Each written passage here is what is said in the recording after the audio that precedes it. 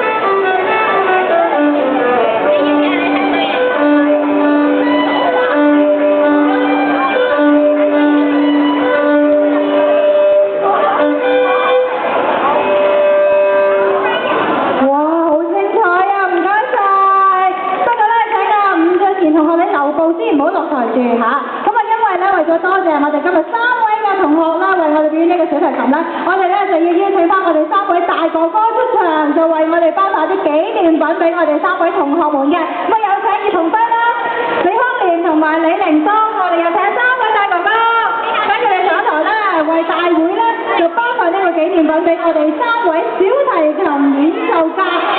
係，有請3位大哥哥。係。OK。不如握個手先。好。冇錯啦，我哋一人有一份嘅禮物嘅，握下手先啦。多謝晒你哋今日非常之精彩嘅演出啊 ！OK， 好，我哋3個一齊影張相先。我問嗰個先係啦。